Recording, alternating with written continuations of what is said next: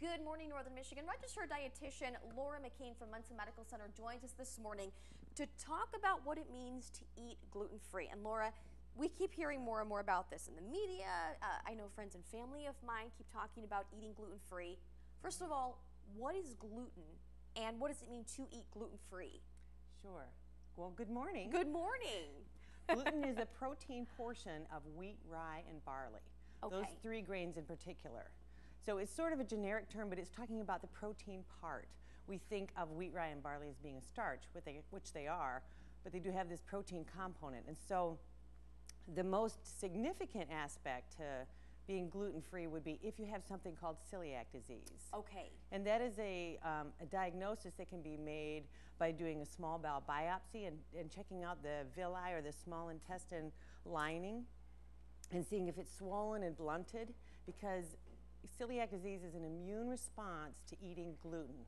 Your body has decided, we don't know why, that gluten is a bad thing, and so it swells and battens down the hatches, and then you feel swelling and pain, especially after eating a meal that has a lot of starch in it that comes from wheat, rye, or barley.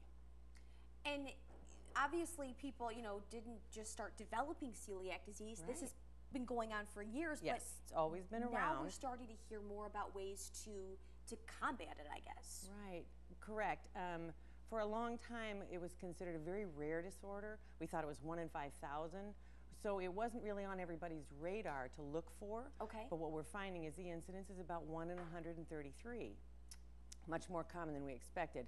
What rolls in with that then is once the diagnosis becomes more frequent and people get to know other people who have celiac disease, then we start looking for it more and we find it more often. Instead of thinking I have irritable bowel, maybe I have something more specific than that.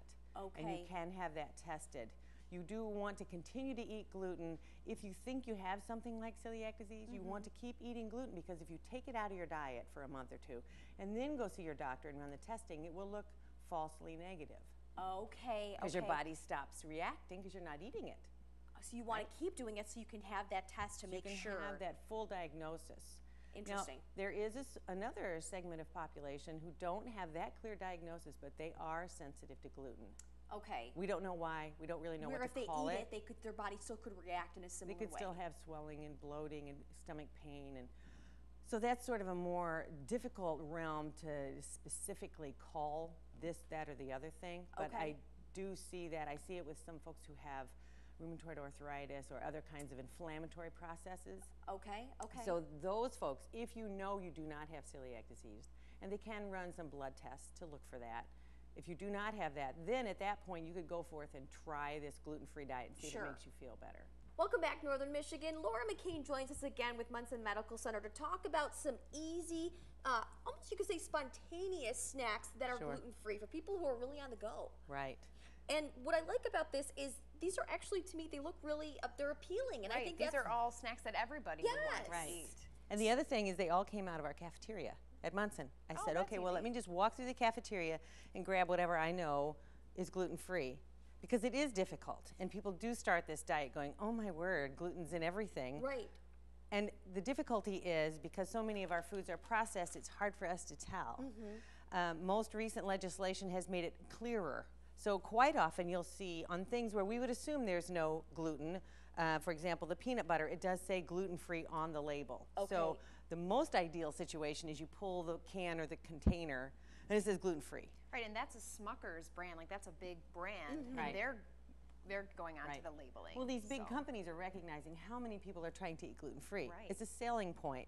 So now they're putting it on their product. So you have things like pistachios, which, are easy. If you just grab a bag of pistachios, take with you for lunch. Sure.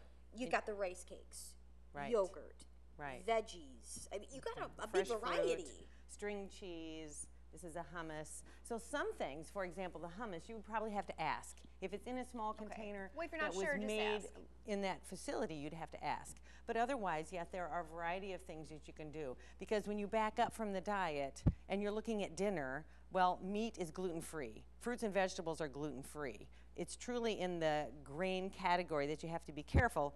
Unless it's a processed food, then you have to look at the container. And what are the three grains again? You said it's wheat, rye, and barley. Barley. Okay. Correct. So always, if you say, for Right. instance, you do go to the store, you want to buy a box of crackers. You're not Right. really sure if it's gluten-free. Right. Read the label. You read You're the going to label and look see at the the label, ingredients. and especially when you know it's a grain food, you are looking for the container to say gluten-free. Okay. Because okay. sometimes it's a little difficult to tell. So you're actually hunting around. Some grocery stores will have all their gluten-free items in a section, but that doesn't mean it's the only place you can get something gluten-free. Okay. You can go to the soup section. Most canned soups do have gluten in them, but you'll find if you scroll through that there are some that will be gluten-free, and it'll say gluten-free on the can. That's what I wanted to ask as well. Like, what are the resources for people? Because if you find out that, maybe you need to be cutting back on gluten, it can be really overwhelming. Right. So a lot of stores Right. do kind of section it off. But what else can people turn to? Well, there are 3 national associations. There's the Celiac Support Group locally. So there are quite a few different locations you can go to in order to get reliable information, because you're right, you get on the internet and you can It's be like- bombarded with Yeah, everything and you information. don't know how accurate it is. Right. What about people who say, "Oh, is this becoming a fad or a trend?" Right, is I this just a want to trend diet? Yeah. Right, and for some people it is. There are some folks that think, well, I kind of don't feel my tip top, so why not? I'll just try eating gluten-free. And that's fine to do. Your diet can be just as balanced, but it's like saying, well, I'll stop eating apples because I think I have a problem with apples. Well, if you do have a problem with apples, you will feel better. But if you don't have a problem Yeah. with apples, it isn't going to make any difference. And you're missing out on apples. Exactly. Exactly. So. Laura, thank you so much. This is You're very welcome. interesting. We appreciate Sure. you coming out.